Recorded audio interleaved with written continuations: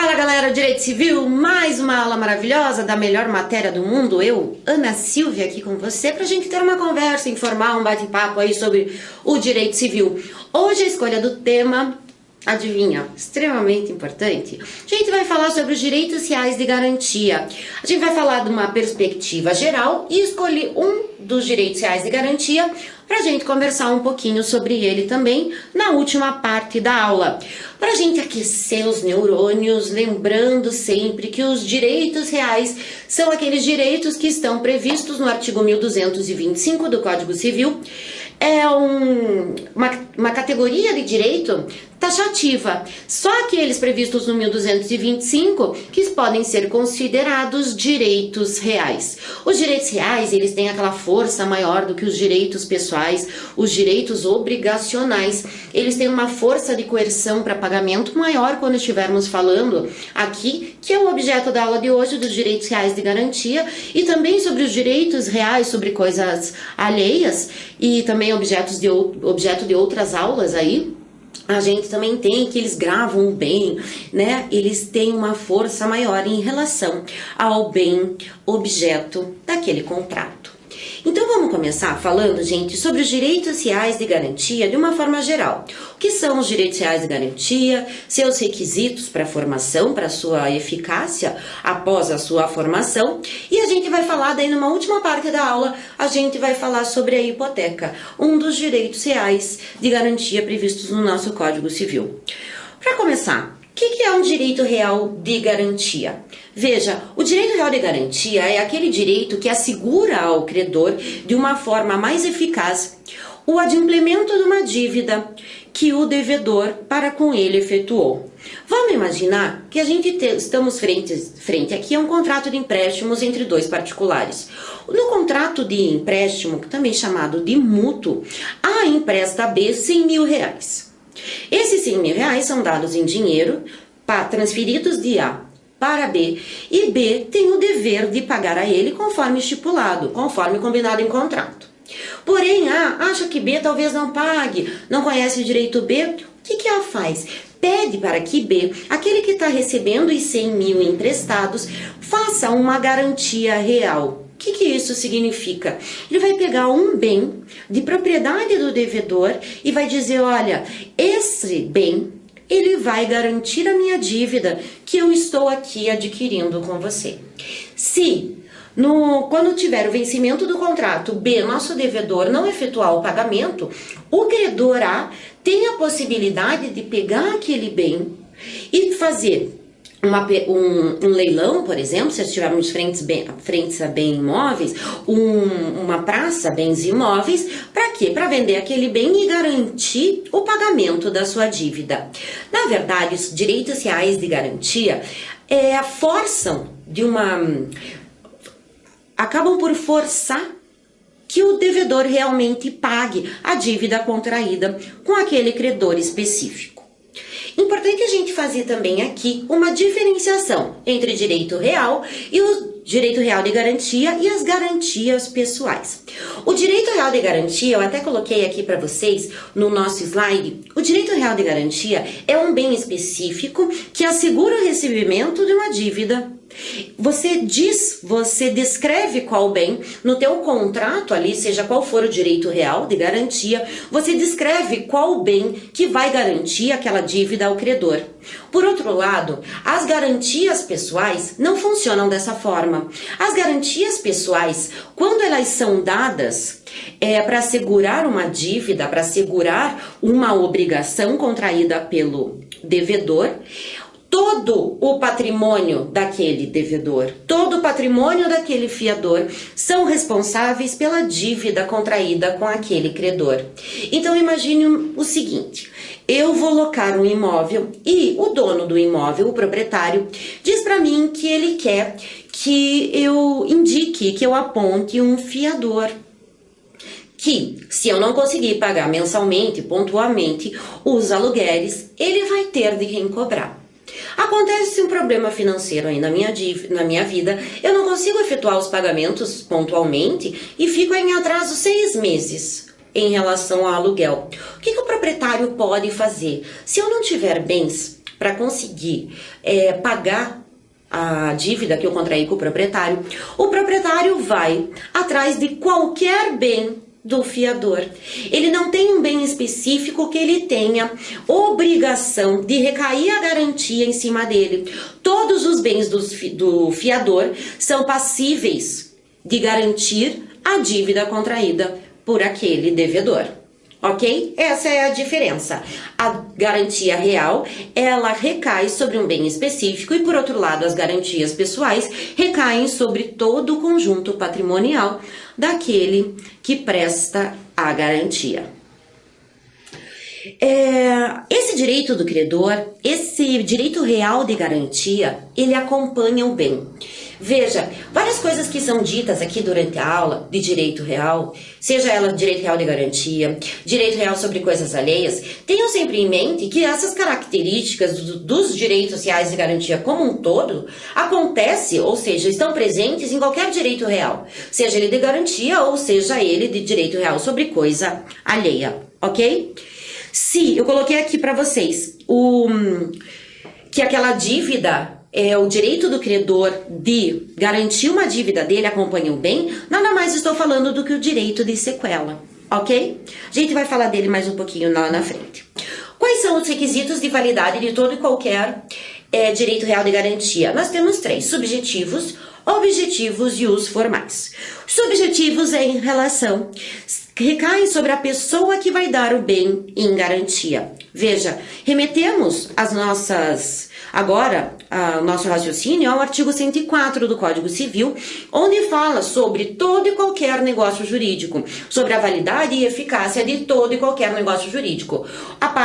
O agente tem que ser capaz, o objeto tem que ser lícito, tem que ter vontade e assim por diante. Então, o artigo 104, todos os seus requisitos têm que estar presentes. Lembrando sempre a vocês que existe a tal da escada pontiana que facilita aqui o nosso raciocínio quando queremos averiguar se um contrato, se um negócio jurídico possui validade, possui existência, validade e eficácia. Aqueles 3 degrauzinhos, a teoria de Pontes de Miranda. Quem não lembra, dá uma olhada que ajuda bastante a gente, porque essa parte de contratos e negócio jurídico segue a gente dentro do direito civil em todas as suas vertentes. A não ser a capacidade da parte de poder celebrar um negócio jurídico, ou seja, ela tem que ter capacidade plena, civilmente falando, existe também um requisito subjetivo específico que a gente chama de outorga uxória ou de outorga marital. Essa outorga nada mais é do que uma anuência do outro cônjuge dizendo, tudo bem, eu estou de acordo com a garantia que está sendo dada. A letra do 1647 fala pra gente que nenhum dos cônjuges pode, sem autorização do outro, realizar negócios jurídicos ou fazer uma garantia, fazer recair uma garantia em relação ao bem. Coloca-o no inciso primeiro, dizendo alienar ou gravar de ônus reais bens imóveis.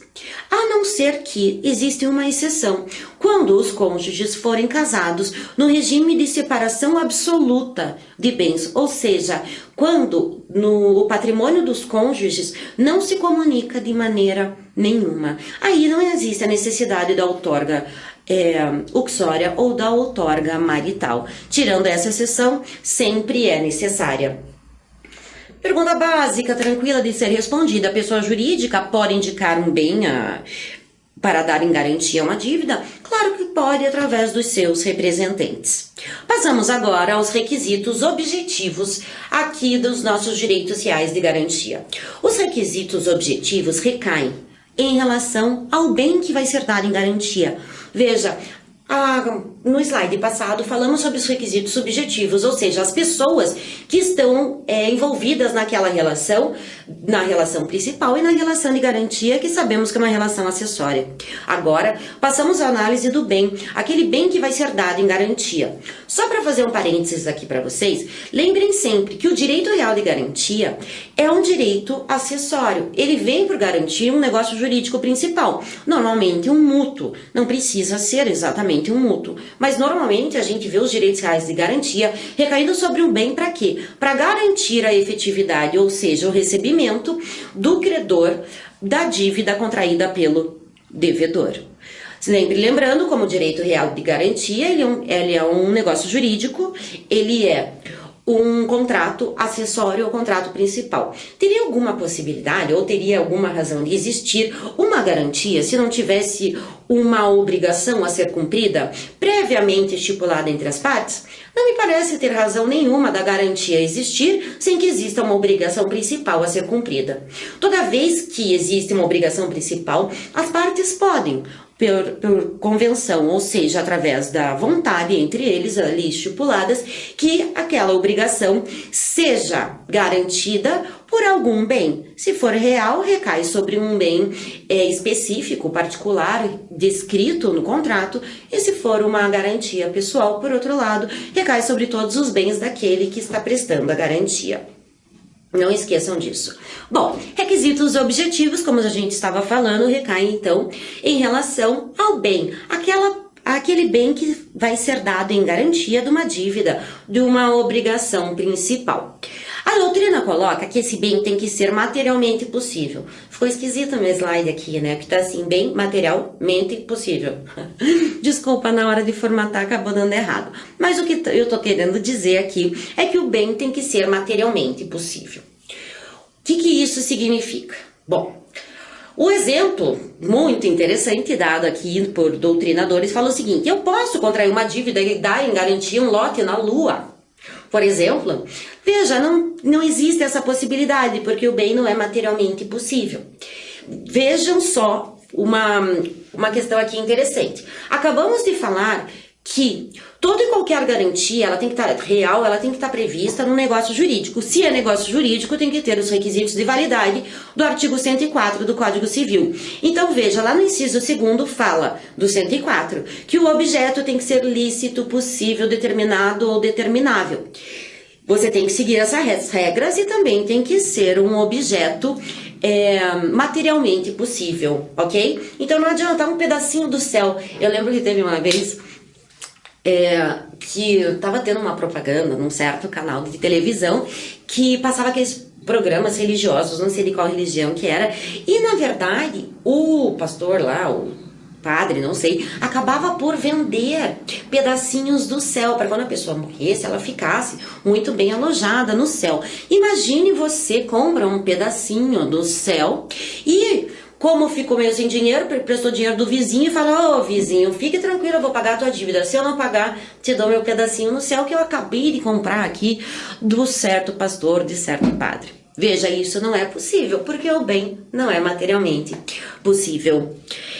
Os bens, ou seja, normalmente que podem ser dados em garantia, são aqueles que estão dentro do comércio, ou seja, são os bens alienáveis.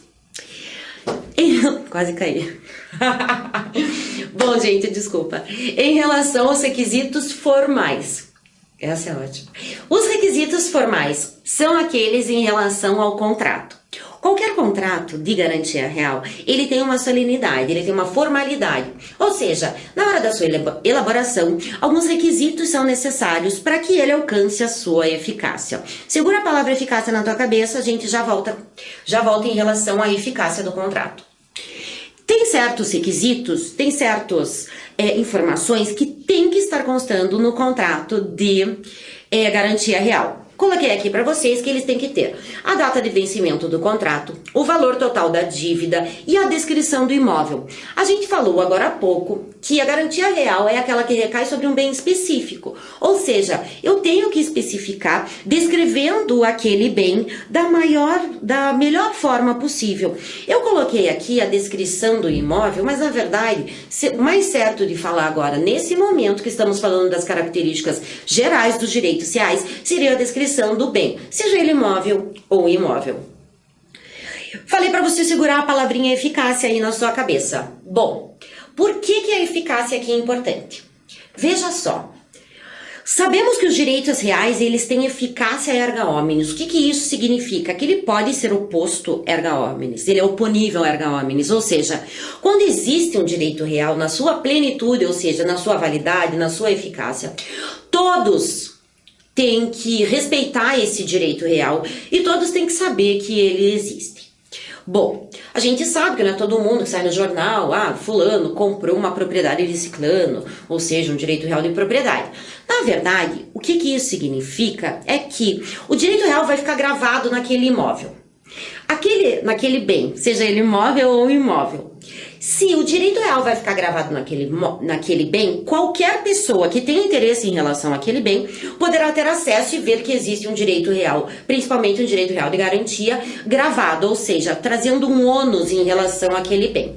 Isso é a oponibilidade erga omnes que vem como característica de todo e qualquer direito real. Mas imagine, já que estamos falando aqui de requisitos formais para a elaboração do negócio jurídico, para que a minha garantia real tenha eficácia, para que ela tenha validade e eficácia, imagine que, numa certa situação, eu contraio uma obrigação com um credor e faço, juntamente, um contrato de direito real de garantia. Coloco lá um penhor, por exemplo, ou se for um bem imóvel, uma hipoteca. Quando eu faço esse contrato, algum problema tem. Por exemplo, eu não descrevo o bem.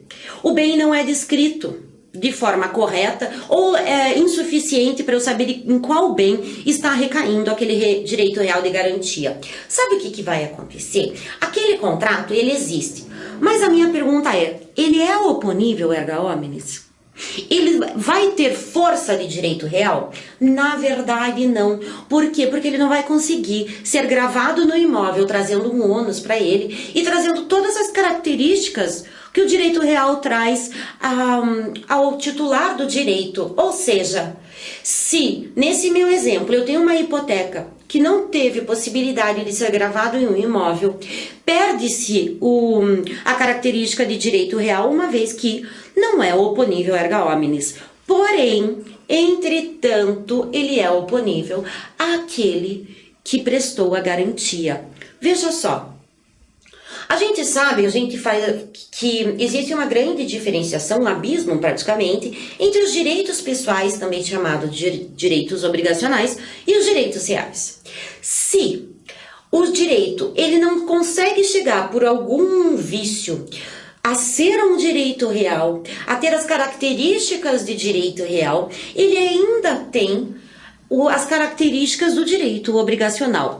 Um contrato que dá em garantia um bem imóvel e hipoteca ao seu credor, por mais que ele não vire um direito real e não seja oponível erga omnes, não tem o direito de sequela e assim por diante, em relação ao devedor que deu o bem em garantia, o credor tem sim o direito de exercer a sua pretensão de cobrança em cima daquele bem, mas ele não vai poder ter essa pretensão em relação a terceiros. Isso vai ficar dentro de uma relação jurídica obrigacional, não ultrapassando as partes que celebraram o contrato.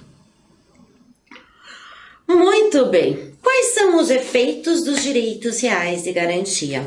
Vamos falar de alguns deles. Primeiro, privilégio. Privilégio de quê? Privilégio de cobrança. Quando existe um direito real gravado num bem, ele sobe alguns degrauzinhos para entrar quase por primeiro ali na fila de credores. Imagine um bem que existem vários credores que estão tentando cobrar a dívida do devedor e acabam tentando pegar aquele bem para garantir a sua dívida. Se você tiver um direito real de garantia, você acaba subindo alguns degrauzinhos, ficando abaixo principalmente de créditos trabalhistas e impostos, ok?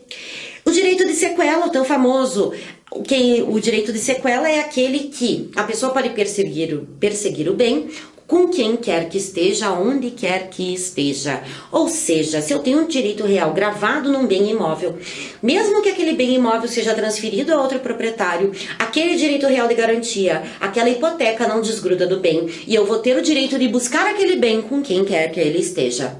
Em relação à execução, esse é um efeito do direito real de garantia, onde aquele que exerce o direito real de garantia pode executar a dívida, assim como o contrato de garantia, fazendo a penhora de bens ou o leilão daquele imóvel para conseguir receber a sua dívida, o seu dinheiro de volta. Indivisibilidade. Em relação à indivisibilidade, como efeito do direito real de garantia, ele fala o seguinte: Por mais que exista o pagamento por parte da dívida pelo devedor, não libera o bem de forma proporcional. Imagine que eu devo 1.000 e existe um direito real de garantia recaindo em algum bem meu. Se eu pago 500 para o credor, eu não tiro metade daquele direito real. Não, ele só desgruda do bem, ele só se extingue quando do pagamento total da dívida, ou seja, quando do adimplemento total da obrigação pelo devedor. Vencimento antecipado. Uma das características, também um dos efeitos dos direitos reais de garantia, é o chamado vencimento antecipado. Quando que o credor pode pedir o vencimento antecipado da dívida? Bom, vencimento antecipado é aquele que existe um ano, por exemplo, onde eu tenho que pagar uma dívida. Eu, a partir do terceiro mês, não consigo mais pagar.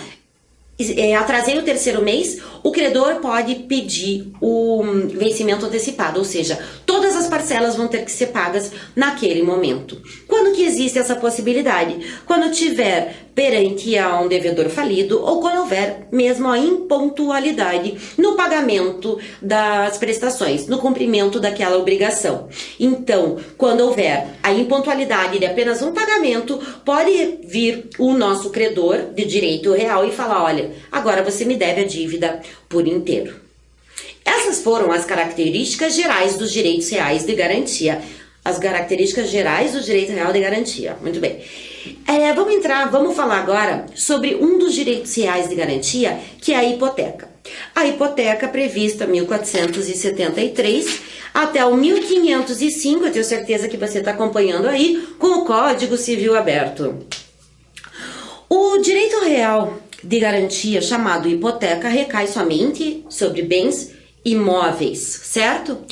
Eu queria trazer aqui para vocês o artigo 1421, que eu já falei como característica geral do bem, de todos os bens reais de garantia, mas queria ler agora em relação à hipoteca.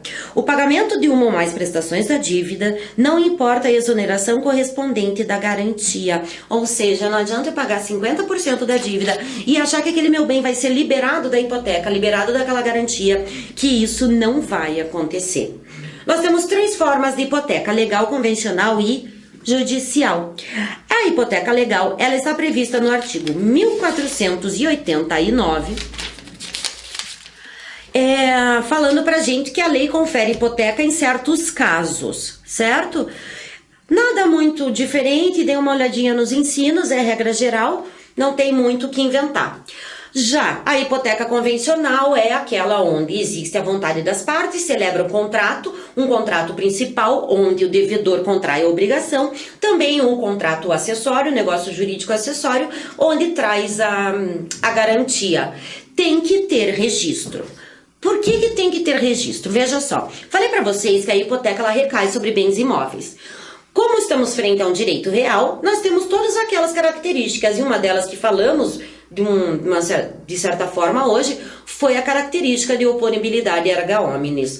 Ou seja, se não tiver o registro na matrícula de imóvel que ali, naquele bem, está recaindo uma hipoteca em relação ao credor X, todas as pessoas que estão em volta e talvez tenham interesse em relação àquele imóvel não vão ter acesso a essa informação e não vão poder... O credor e o devedor não vão dizer que elas deveriam saber. Por quê? Porque o registro não consta da matrícula. Se não tiver registro, não é direito real. Vai ficar apenas nas regras dos direitos obrigacionais, ou seja, faz lei somente entre as partes. Eficácia inter partes e não uma eficácia erga omnes como característica de direito real. Temos também a hipoteca judicial. Hipoteca judicial é aquela... caneteada pelo juiz. Tranquilo, gente? Formas aqui de hipoteca. A hipoteca judicial, só para vocês saberem, está prevista no Código de Processo Civil. Eu não vou lembrar o artigo para vocês, tudo muito novo, que aqui na minha cabeça, esse Código de Processo Civil novo. Mas ele está previsto ali, dizendo que o juiz pode fazer, sim, dar em garantia de uma dívida algum bem, ok? Vamos falar agora sobre o objeto da hipoteca. O Código Civil traz quais bens que podem ser objeto daquela hipoteca. Artigo 1473. Os imóveis e os seus acessórios, recursos naturais, direitos de uso, etc.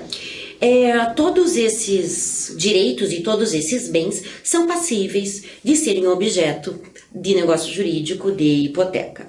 Pergunta básica: eu posso alienar um bem imóvel, já que estamos dentro do assunto hipoteca? Eu tenho um bem imóvel que está hipotecado para um banco, por exemplo. Ou seja, eu tenho um credor, um banco, que com ele eu contraí uma dívida e dei aquele bem como garantia de pagamento daquela dívida. Eu tenho um bom comprador que quer me dar um valor interessante em relação àquele bem e eu estou interessado em vender. Posso vender? Posso. Posso vender. Sabe por quê? Por que eu posso vender? Porque o direito real de garantia, ele gruda no bem. Ele não sai enquanto a dívida não for completamente paga, enquanto a obrigação não for completamente cumprida. Eu posso até vender, transferir para o João, meu amigo. João, meu amigo, vai ser o novo proprietário. A hipoteca vai cair vai ser retirada daquele bem? Vai ser retirada daquela matrícula? Não vai. Aquela hipoteca, aquela garantia vai grudar naquele bem e ela só vai desgrudar, ou seja, ela só vai se extinguir quando do pagamento, adimplemento total daquela dívida. Então eu posso mudar de proprietário, mas a hipoteca lá continua. Quantas hipotecas eu posso fazer? Quantas vezes eu posso dar em garantia o mesmo bem?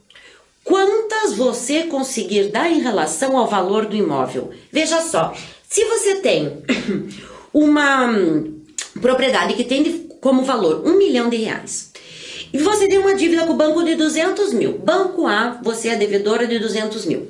Você dá em garantia essa dívida de 200 mil, a sua propriedade no valor de R$1 milhão. Você, precisando de dinheiro ainda, vai ao banco B, a instituição financeira B, e você pega 400 mil.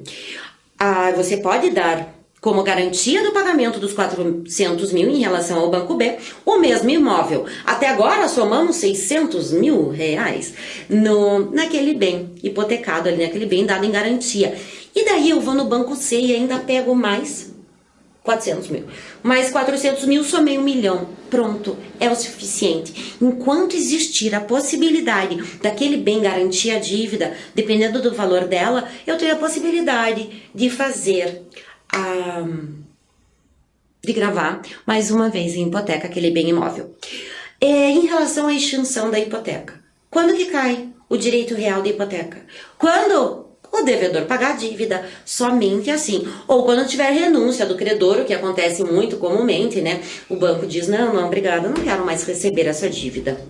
Nunca vi acontecer. Galera, se liga nas aulas de Direito Civil aqui da Cultive, estuda bastante, segue teu objetivo que vai dar certo. Mais uma vez, sou a professora Ana Silvia, Direito Civil é na Cultive.